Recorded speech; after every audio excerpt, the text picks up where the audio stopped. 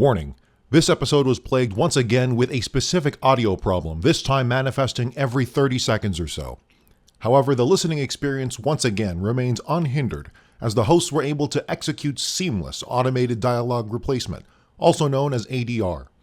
In this way, you won't even tell we re-recorded over 100 individual instances of distorted audio. Enjoy. Gotta talk fast. Gotta talk fast. Gotta talk faster, faster, faster. Gotta talk fast. Now I lost the juice. Welcome to an oral review of Archie comics Sonic the Hedgehog, where we're afraid to verify things because there's like 5 separate entries on Tales and I got spoiled on a lot of shit. I'm Nick, and except for this intro, I wrote the script.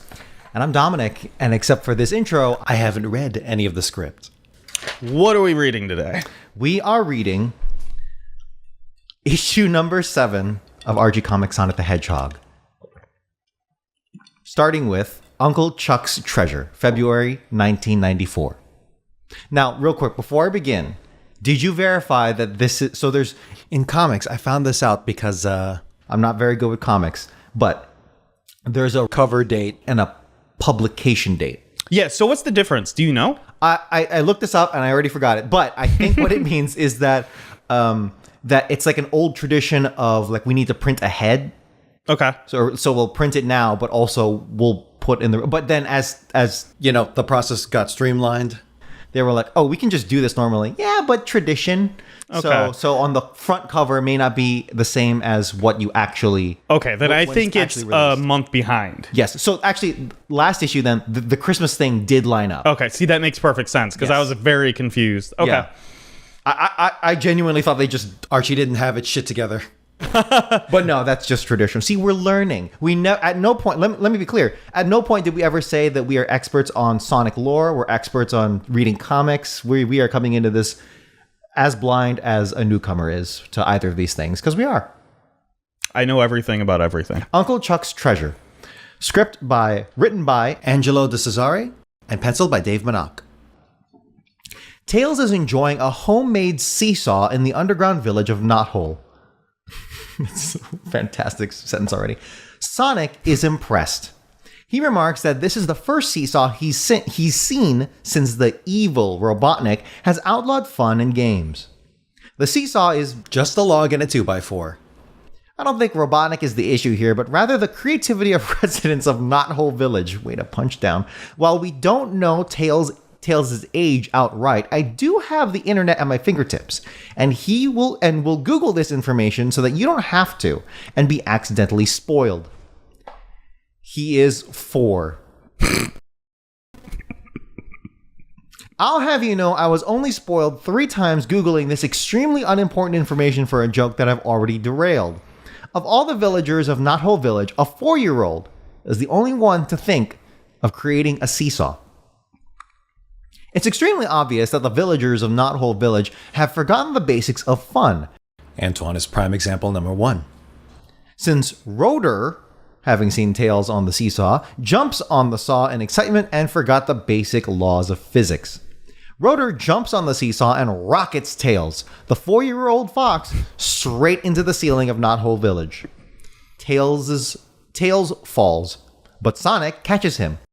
To everyone's bewilderment, A rolled-up parchment also falls from a hole in the ceiling near where Tails' head crashed. Rotor unrolls the parchment and we discover a treasure map. Sally, Rotor, Tails, and Sonic all gather around a treasure map. Sonic declares that this map must have been put there by Uncle Chuck. We cut to a portrait of Uncle Chuck. Here we see what is essentially a portrait of Sonic the Hedgehog with a large gray mustache and gray bushy eyebrows.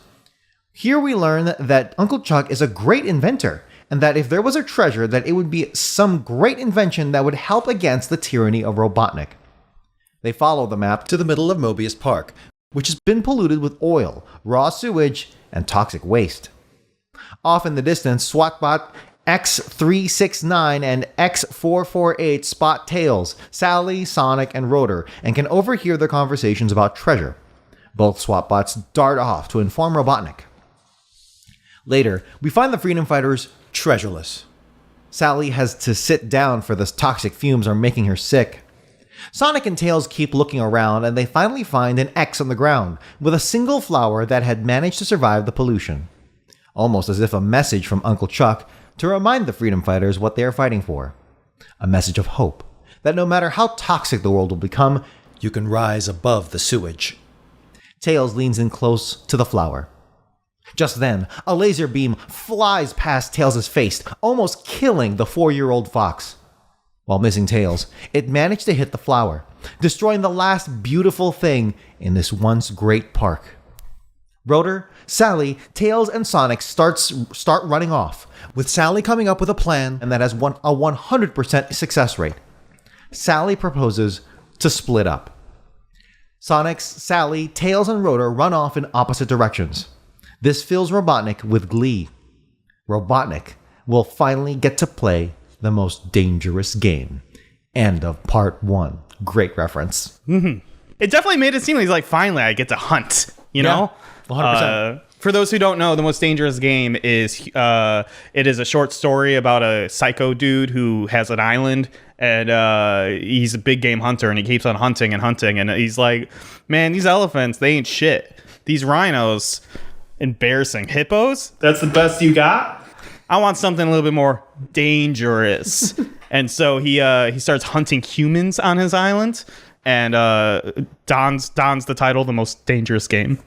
I like how you did the title in the trailer thing for like a story that's like a century old. Over a century old. but this plotline has been done to death a million times, but I personally don't tire of it. I'm like, hype, most dangerous game? Hell yeah, let's go. Because it's getting you pumped for when you play the most dangerous game. Yes, when I become a rich bastard that can afford millions of dollars on a platter. I mean, that's why we're doing this podcast. 100%. So we can hunt people on an island. We don't eventually. have a Patreon yet, but Just know you can have our guarantee that all the money you give us will go to hunting people on an island.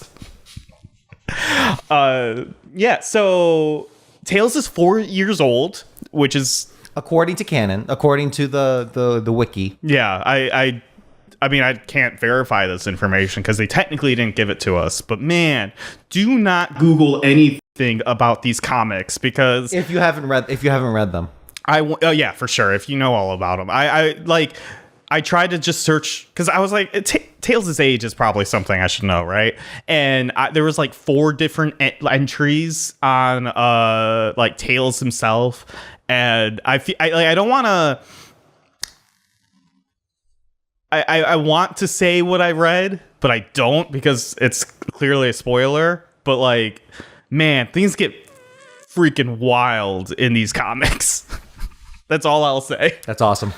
Yeah, we're in for a wild ride 150 issues from now. Stick with us. this is the 150 episode prelude.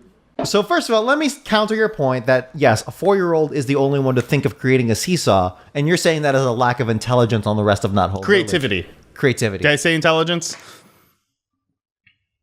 Okay, you said a 4-year-old is the only one to think of. Creating a seesaw, but The context was of all the villagers of Not Whole Village. I think it's sweet that this child is the only one that could have thought of a seesaw because he's a child. Because you need to have childlike wonder. Exactly. Where are the babies? I'm assuming there's a hospital and a nursery.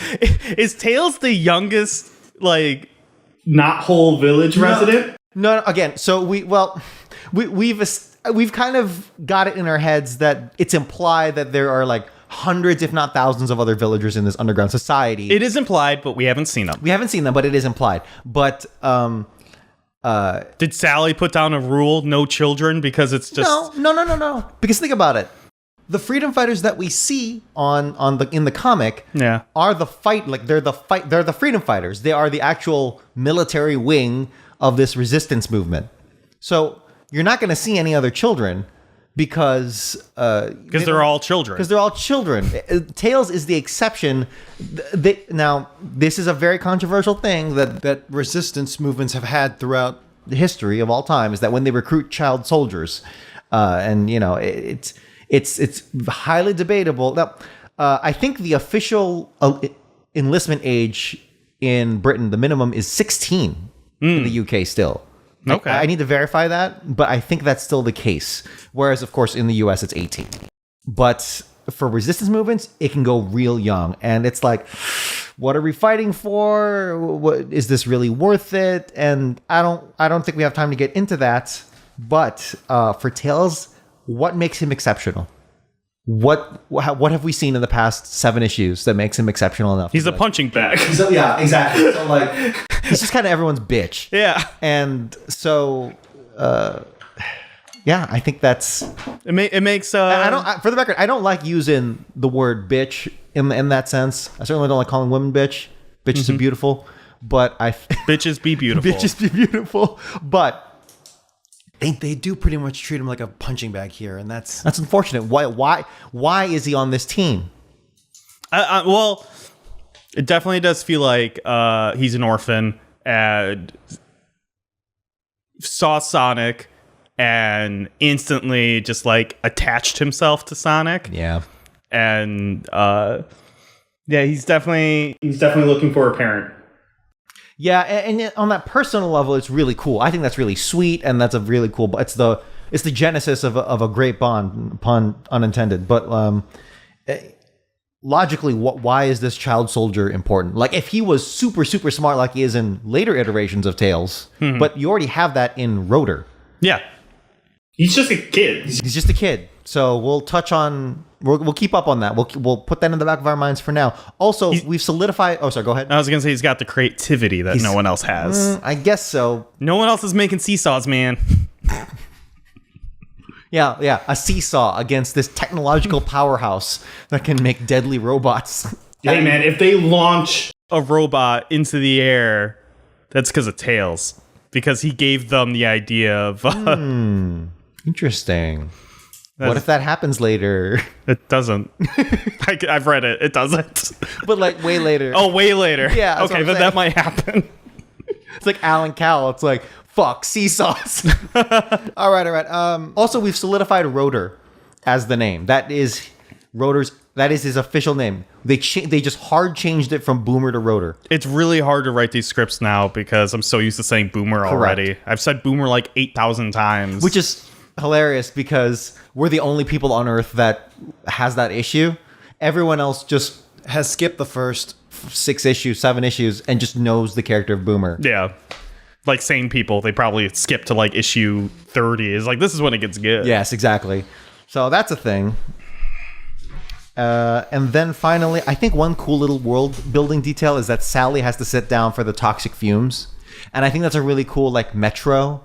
Like the novel and video games, like the Metro series, 2030 or whatever that the year is.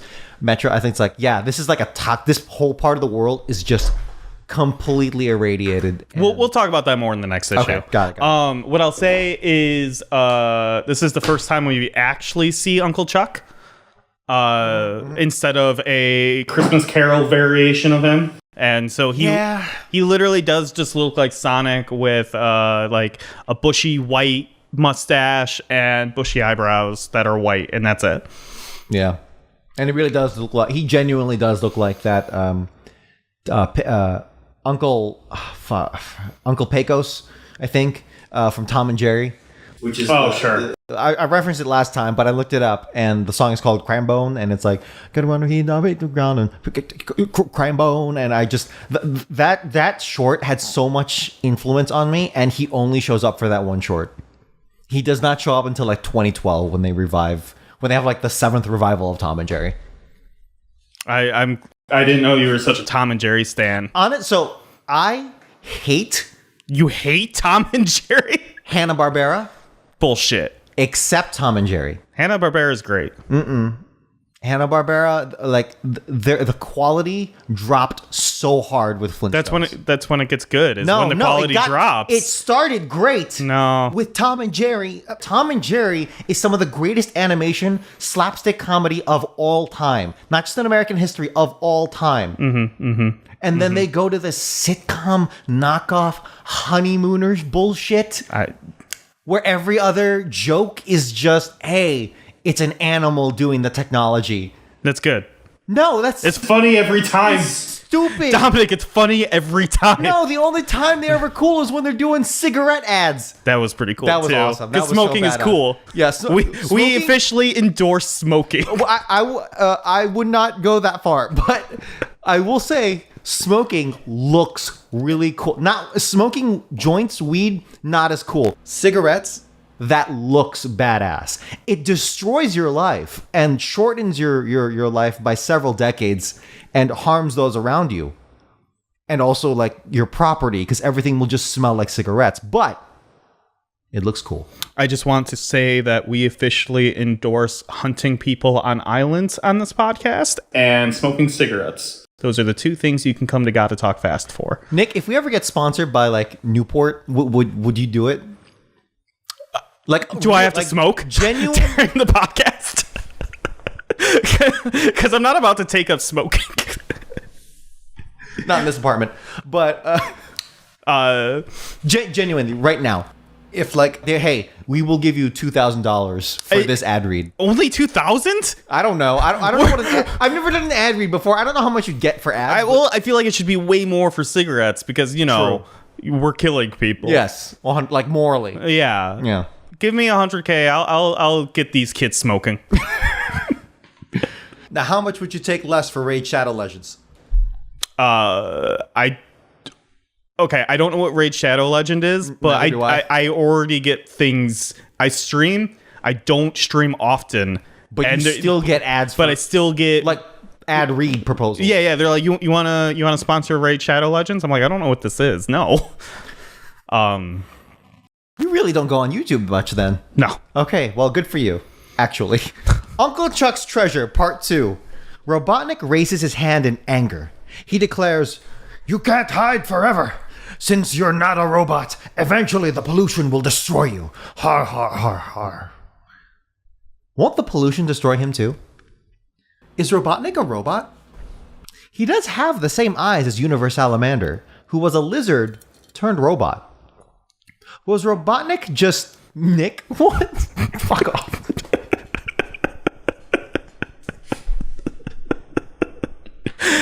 I will not confirm or deny if I was high when I was writing the You script. didn't even capitalize the N-I-K in Nick. Was Robotnik just Nick once? Did Nick... Oh, don't tell me you're going to start... Okay. Did Nick turn himself into a robot and don the name Robotnik? We cut the tails with Burrowbot. His drill nose forward, Charging full speed at the 4-year-old fox. so you just gotta keep calling him a 4-year-old fox. When Sonic, I want people to make sure they know that when people are attacking Tails, he's 4 years that's old. fair. That's fair. When Sonic calls out, taunting the Burrowbot, Yo, Burrowbot, is that your nose or did somebody smash an ice cream cone in your face? This angers Burrowbot, and he charges full speed at Sonic. Sonic dodges and Burrowbot crashes into a barrel full of acid. Crashes spelled crashies. The acid melts the drill nose off of Burrowbot. That's pretty metal. Or liquefied metal, I guess now. I was trying to decide if I want to make that pun or not. Got it. Thank you. We cut to two Burrowbots lifting Rotor and start to carry him off. Sonic sees this and does his best Robotnik impression. He tells the SWAT bots to drop the walrus and march to the right into the toxic ooze. They become entrapped in the ooze. Rest in peace.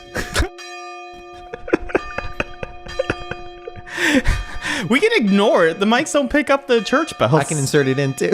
Okay. Rest in peace, swap bots. Remember Chernobyl. All right. Have you seen HBO's Chernobyl? No, I rented it from the library. It's really, really good. You'll like it. It's on my to-do list. Yeah. We cut to Sally, stuck on a ledge with a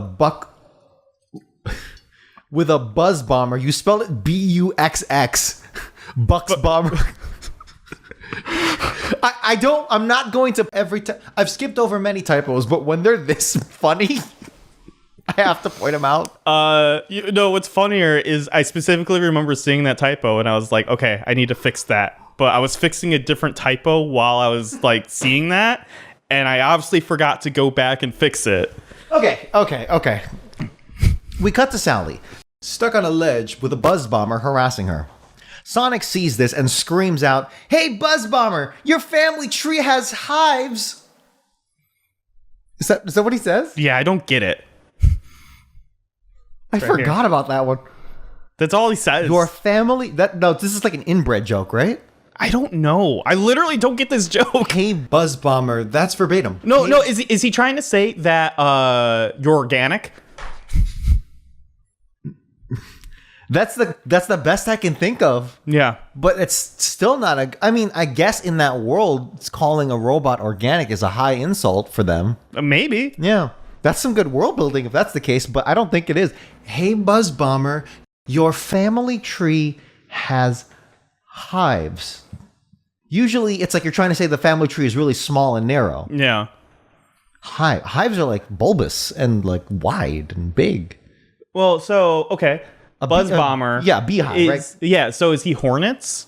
Technically a hornet. He's a hornet, but you can make a bee joke just in like the periphery, right? If Sonic's being racist, you don't have to be that specific. Sure. I don't know. I want my... Your family tree has hives.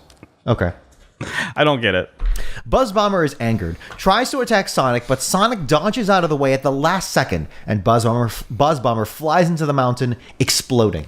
I want to say, sorry, I added the last second thing to make it sound like it wasn't insane. The panel itself is literally Sonic saying it and then him just flying into a mountain. Yeah, like right. It made him so angry. He like, what's the thing where samurai dudes like kill themselves? Seppuku. Yeah. He pretty much did that. He just like, what? Hives? And then just blows himself up. It's hardly a dodge. You're right. They're on opposite sides, opposite top and end of the panel. Yeah. All right. Sonic and Sally slide down the side of the mountain on an oil spill.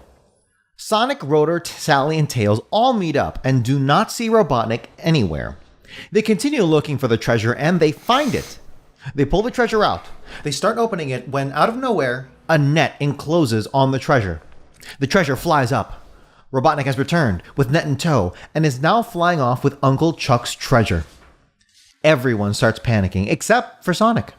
Sonic remembered what Uncle Chuck thought of as his treasure, and that Sonic isn't as sentimental as Uncle Chuck. We cut to Robotnik in Robotropolis, stomping up and down in anger at Uncle Chuck's treasure. Sonic's bronzed baby shoes. Editor's note, as an older Sonic fan, I feel I might have to explain what bronze baby shoes are for the younger folks, since I personally don't have bronze baby shoes and actually forgot what they were until this comic. For some reason, we as a society used to dip our first baby shoes in bronze and then displayed them in front rooms or houses for all the world to see that once your child had baby shoes. So yeah, people were weird before the internet. Yeah, so truthfully, I've only seen bronzed baby shoes once. Okay. And I didn't realize that they were actually just their baby shoes bronzed until today, or when I read this comic. Dipped in bronze. Yeah, I always just assumed that was just like, I bought like a bronze statue of baby shoes, and like we put them on the babies. We put them on the baby, so now it's bronze or whatever, something metaphorical. No, yeah, it was literally their shoes just dipped in bronze. There's a fun little how it's made I found on YouTube, and I watched it. It was very informative. Wow. Like the show, how it's made. Yeah, I like this. I almost decided to just lift the how it's made descriptions completely as the editor's note, but not a bad bit. But yes, that's pretty crazy. People when people were, I always like to think about this. It's like we are so drunk on the internet as a society, but like back in the 1800s or even 1900s, you don't drink the internet. Shut the fuck up. Early on, like. In the 1800s and 1900s, like people just did not know what to do with themselves. They just, aside from working 16 hours a day, but other than that, it's like, what do you do in your downtime? I don't. Let's bronze these shoes. Bronze some shoes, right? Bronzing didn't start till 1930s. Oh, for the record. What? Yeah, that sounds like a Victorian thing. Yeah, no, it was 1930s. So thank you, how it's made. I have this knowledge like right here at the top of my head. Thank you. No, really, that's awesome to know. But dude, it was the Depression. Where were you getting bronze? I mean, it wasn't a depression for the rich people. Oh, it was a class thing. Okay. I mean, wait. So only richer folks could do this? well, dude, okay. How it's made didn't get into the classes of bronzing shoes. I think it reached its peak in like the 60s and 70s. I feel like my father had bronzed baby shoes, but I could be wrong. If not, then I don't know where I've seen them. Okay. I'm just wondering How rich is Uncle Chuck? How rich is Sonic's lineage? Oh, I always assumed Uncle Chuck had like a mountain of money. It was just a vibe I get because he's like crazy inventor. Yeah. So I'm like, I bet he got a good patent early on, and then Milk that to rode that. The Shadow Knows. One shot. we see Sonic standing near a wall with a light behind him. Casting a shadow on the wall. Sonic starts punching the shadow, but because he is faster than light, he can actually punch the shadow faster than can it react. Sonic knocks out his shadow. Sonic has defeated Shadow the Hedgehog in issue 7 of the Archie comics. It's pretty funny. That's pretty good. That's what I was thinking too. But this does now. It's a one shot, so maybe not canon. But this does imply that he's faster than light. yeah. He was faster than we always knew he was faster than sound. Is this the first time we've established that he's faster than light? Again, one shot, but like Okay, I'll say two things. One, there was the camera of Not Whole Village where he was faster than the video transmission. you're right. But we don't know enough details about the semantics of Digital transmission, right? little spoiler for the next main issue coming up is Sonic does go faster than the speed of light coming up. So yes, he can canonically right now Sonic is faster than the speed of light. Wow. I don't know what that means. That implies a lot. That means he can get out of a lot of stuff. Also, doesn't that mean that sonic booms would be happening over and over and over again? Details are sketchy. One shot. We see Robotnik's hand, pencil in hand. That's good writing. Fuck you. We see Robotnik's hand, pencil in hand, and drawing a circle on a sketch pad. We hear a voice off panel dictating what the image is supposed to be. We cut to a wide shot. Robotnik is a sketch artist. Crabmeat is there, beat up, describing what his assailant should look like. When Robotnik is done with the drawing, he realizes that it's Sonic the Hedgehog. He screams out that this is where he draws the line. It's fine. It's all right. It's a small funny thing. I'm not going to put too much stock in it. I do want to point out that they did do a little Mickey joke. Yeah. Mickey Mouse joke. They didn't fully draw Mickey, only missing an ear, so you can't sue. But the joke was that, hey, it's Mickey. Yeah. That was a joke. I also just like the logic of, so what is this being that was so fast it beat you up and you couldn't even see it? Who else could it possibly be? I mean, that's the real... I mean, I don't know why Robotnik is even, like, he knows. He knows if it's not Sonic, it's the Freedom Fighters. These one shots, like half of these one shots are legitimately pretty damn funny, but they keep going for the wrong joke. Yeah. Well, no. Maybe the writers did know this, but they were like, they'll pick up on the second joke. No. No? They're not thinking that far ahead. They don't have time to think this far ahead. Yeah, no. They're already on issue like 30. Yeah, exactly. Sorceress in distress. Sonic, Rotor, Tails, Sally, and Antoine all gather for their annual Fright Night party. They are all dressed up in the following costumes. Rotor, a bad report card. Tails, a two-tailed skunk. Sally, evil sorceress. Sonic, poison ivy. And Antoine, the devil. Sally's costume is missing something that every great evil sorceress costume needs. A stick. Sally decides to head off into the Great Forest to find the perfect stick. Antoine rightly says that he'll accompany her since, she's the princess and there's an evil dictator trying to kill her. However, Sally decides this is the moment where she doesn't need bodyguards and warns Sonic and Antoine not to follow her.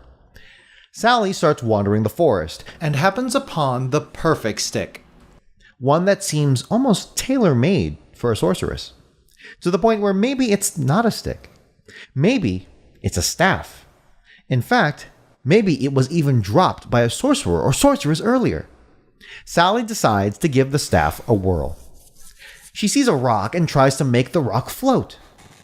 Unbeknownst to Sally, directly underneath the rock was a geyser.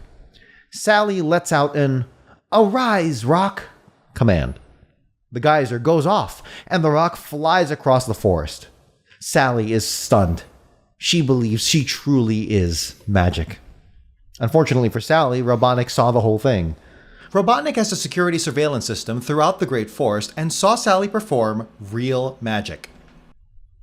Robotnik immediately starts thinking he could use Sally magic.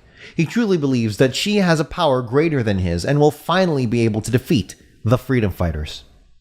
It is here Robotnik decides he is in love. I'm going to try and read this in the most favorable way imaginable. Since Sally is 16, Robotnik is saying he's in love with Sally's magic power.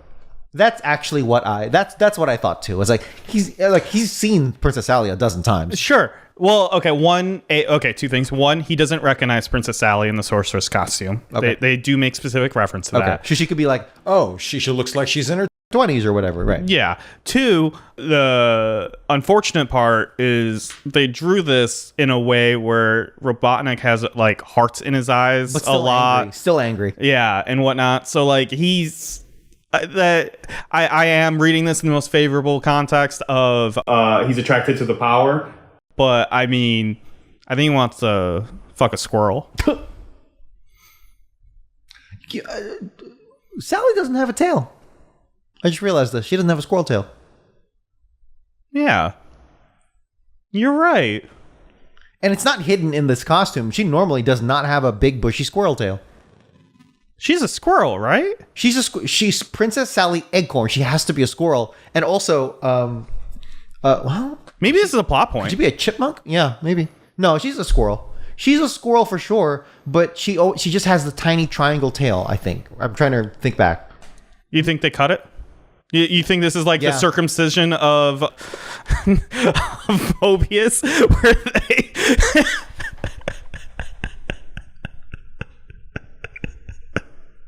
So you know quinceañeras?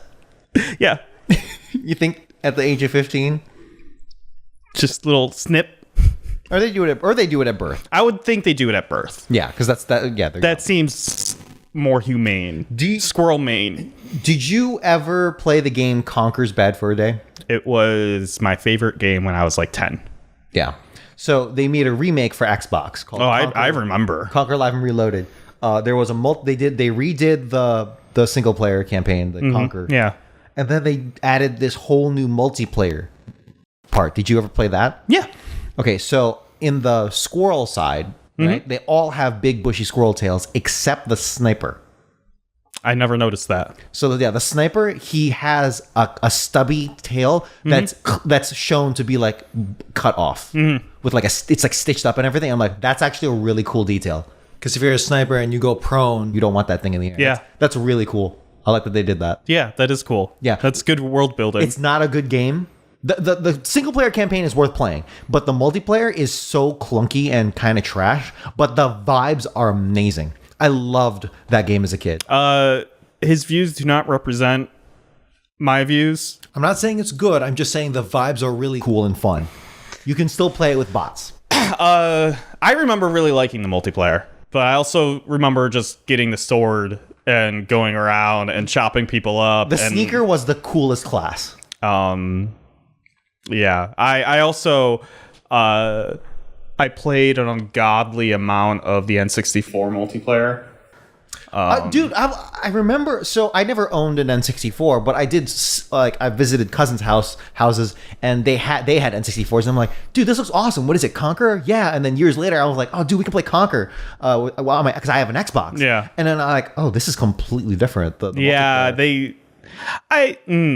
it's probably for the best. They changed some of that multiplayer. I'm sure I wouldn't like it if I played it right now, but I just thought it was always cool because it wasn't just the squirrels versus the teddies. It was like there was like cavemen and raptors. There was like because it was like from the campaign, the single player. You don't remember all the multiplayer modes, do you? No, I know there was some. There was a Squirrel and Teddy's version, yes, but So, there was also the multiplayer map game I really remember was the teddy bears are Nazis. They lean into that heavily in the remake, yes. And in this multiplayer mode, you are a bunch of civilians, and you are landing on a beach, and these Nazi teddy bears are up in watchtowers, and you get snipers and machine guns and rocket launchers, and you are shooting these civilians that are trying to make... Are you sure they're civilians? Yes. Are they French? Yes. And they're trying to get out of France. And but they're landing on the beach. Yeah. And it's so fucking insane. It was so much fun though. And so the teddy bears are trying to shoot you as you are running up these they pretty much, it's like a Dota map where they pretty much give you 3 lanes, and you have to go down these lanes and try to dodge these teddy bears shooting you.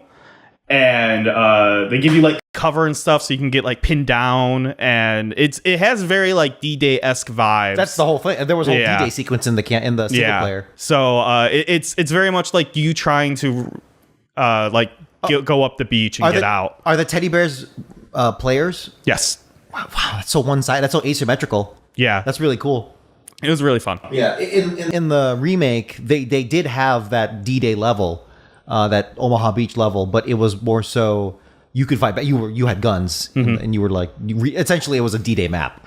We should go back to Sonic the Hedgehog, but I really want to boot up Conquer Live and Reloaded right now. And they get bored with it after an hour because it's not that good of a game. I have a nostalgia for that game. Same. So I do too. Yeah. All right, here we go. We cut back to Sally. Sally trying to lift a log with her staff. Unfortunately, the staff is just a stick. No magic powers. Robotnik comes running up. Like the 3 wise men bringing gifts to Jesus. I forgot I did that.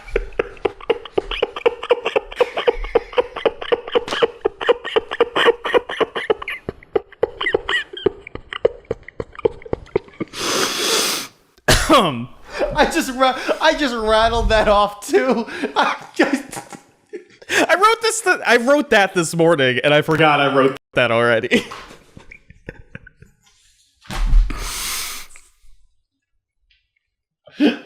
That's good writing, because everyone knows that story, so you can just make references to it in anything. Oh my god! When I'm cold reading, I'm not necessarily it takes a second longer to because I'm doing the cold read, but that's amazing. Oh my god! Like the 3 wise men bringing gifts to Jesus, Robotnik has brought 3 gifts to Sally. 1, a beautiful bouquet of living being eating weeds. Living being eating weeds. Yep, that's what they're called. They're like the pinatas. Yeah, they're like pinatas. The Venus flytraps. Yeah, kind of. I was thinking more in Mario, the piranha plants. Oh, okay. Like miniature versions of those. Got it. 2, an economy-sized box of bonbons. Oh no, bot bonds. Thank you. Bot bonds. Chocolate on the inside, motor oil on the inside. Chocolate on the outside. Chocolate on the outside, motor oil on the inside. Thank you. And 3, a love poem. Please be my wife. I forgot about this. Please be my wife. Not for better, for worse. We'll rule over Mobius with the power of our curse. That's all right. It's okay. He states that he does not have any emotions, and then asks Sally for her hand in marriage. Robotnik does not recognize Sally, and Sally is now fearing that if she doesn't say yes, that she will be turned into a robot. She says, maybe, to Robotnik's question. Robotnik is ecstatic, and while she thinks about the answer, he will prepare the wedding. She's not going to say no, because of the implication. Sonic has been keeping an eye on Sally from afar and see all this happen. He decides that instead of acting and saving Sally, he'll follow Robotnik and Sally because he doesn't want Sally to know that he was keeping an eye on her. We cut to that afternoon. Robotnik is giving a speech to all the robots in attendance of his wedding. Today, I will allow 10 seconds of celebration as soon as the Sorceress and I are married by my new Wedomatic computer. A gracious king.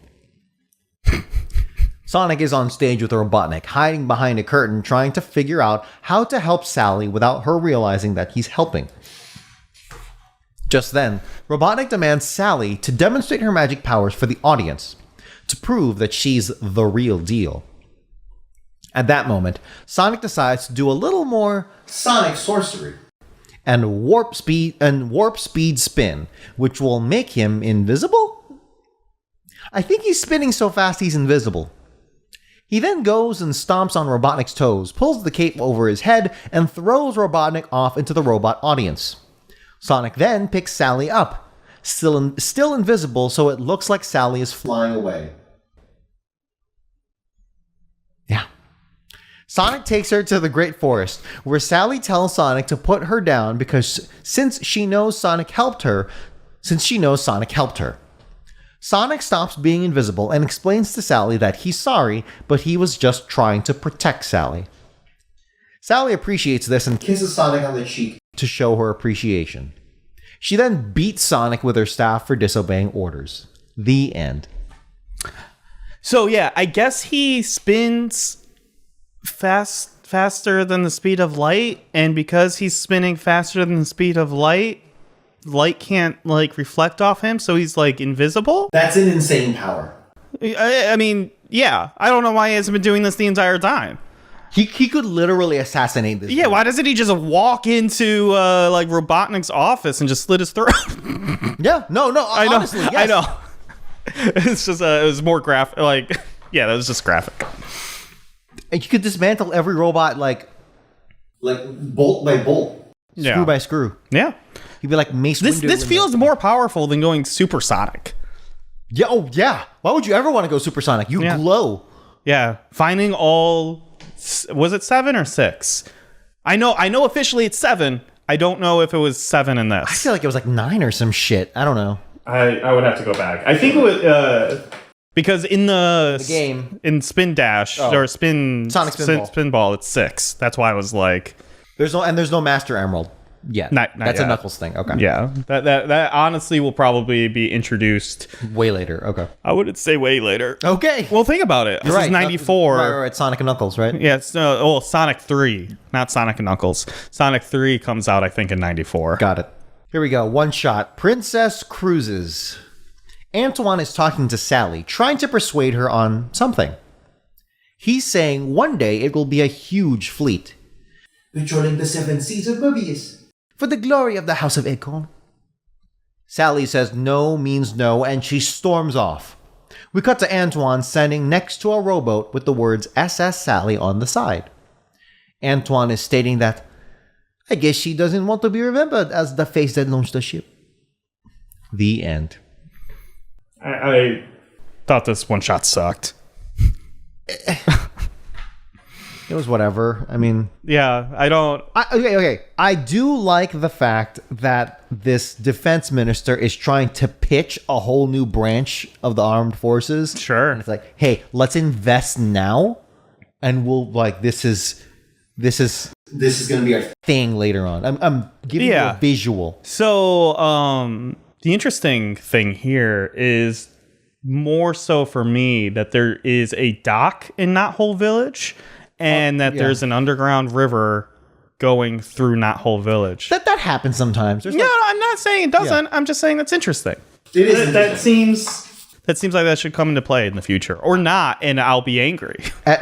No, I think it will. No, it will. I can guarantee you it will. There is underground water that comes into play as a heavy plot point. Wow. Later on, because I read the issue 10 originally, and then I should have been rereading these because it's been a minute.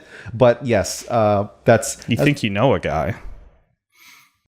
Did you know that Switzerland has a navy? Why? What? Riverboats. Cool. That whole branch is just riverboats. Okay. I guess that makes sense. Yeah, it does. Yeah. It helps. I guess in my mind, I just associate Navy with Like blue water ocean. navies. Yeah. So I'm just like, I feel like they should call themselves something else. Yeah. It's a riverboat. Maybe they are called something else. I don't actually know, but that is the naval forces of Switzerland. It completely pales in comparison to the hundreds and hundreds of guns that are just in their mountains, but they do have one. Don't they have like giant bunkers too in those mountains for the civilians? Correct. Pretty cool. Yeah. In Switzerland, despite being known as being neutral, they got a plan to take on the world. They literally did. Like when the Nazis were like, "Hey, we've conquered Europe," and it's like Switzerland's like, "Hey, we've got your gold. We can house your gold," and they're like, "Sure," and they're like, that's not going to stop them, right? Mm-hmm. They can just take back the gold and just invade us. Okay, sure. Let's invest in all of these guns, and they did, and it's still a lot of them have been turned into like tourism spots, but make no doubt they can absolutely use a lot of them if the time comes. Well, they'll need it against me when I decide to declare war on them. With what? It's my riverboat. Your one riverboat? My one riverboat. So how'd you like issue 7? What were vibes? What were vibes? Okay. It was okay. The first main story was really cool. The Sally one was whatever. That was definitely some. That was definitely some Sat-Am shit. Some yeah, for sure. Contrived whatever. Yeah, I agree. This one was fine. There's nothing. I just want real story to happen, and it's getting there. They're hinting. They said 7 C's in this one shot, and I'm like, I wonder.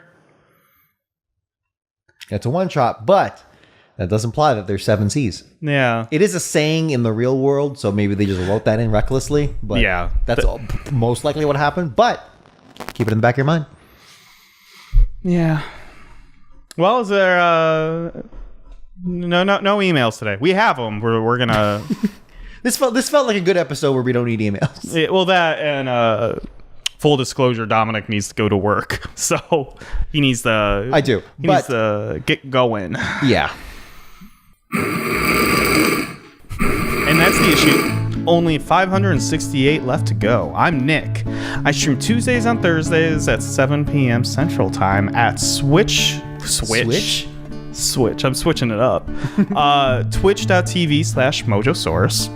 And I'm Dominic. You can follow my jazz adventures in Chicago at Blue Collar Jazz. I recently learned what Lightroom is, and I know like what photo processing is now. So I can like fix photos or like actually process them, because before I was shooting in RAW and then just posting that. You were just posting RAW? Yeah, so I was sorry, I don't mean to laugh. No, yeah, I am not a professional photographer. I literally just picked up a camera. I got my dad's camera inherited and just started taking pictures at jazz clubs. So I've been like serving unbaked pizza. That's pizza dough on the internet. You're pretty decent friends with someone that has social media at work. You should just ask for basics. Yeah, I have. So I'm doing that now, and my God, everything looks so much better. Yeah, that makes sense. Yeah, I'll also... I thought it looked okay before. Maybe I'm good at this photography. My personal Twitter is @DomGuan1. I'll also shout out your TikTok.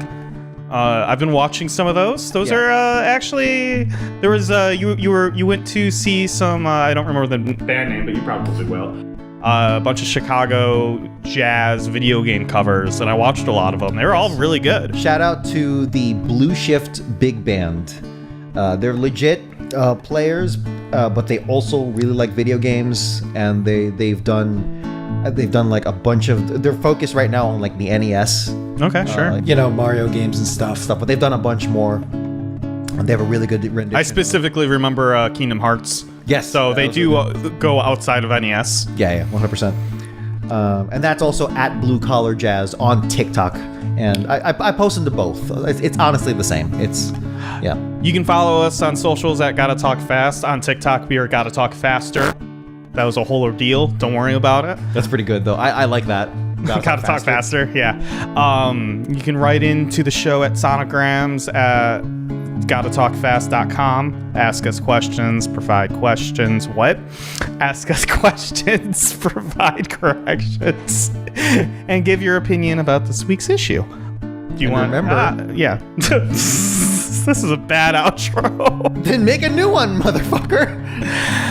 And remember, when life keeps going fast, You gotta talk fast. and just get through it. We love I you. love you. I love you. We're sticking with I love you. Yes. Look me in the eyes and say I don't wanna. Gotta talk, gotta talk. Gotta Talk Fast was written by Nick Folkerts and edited by Dominic Guanzon. Intro and outro themes recorded by Dominic Guanzon. Gotta Go Fast originally composed by Norman J. Grossfeld, Joseph Garrity, and Russell Velasquez. Gotta talk, gotta talk. Gotta talk, gotta talk. Gotta talk, gotta talk.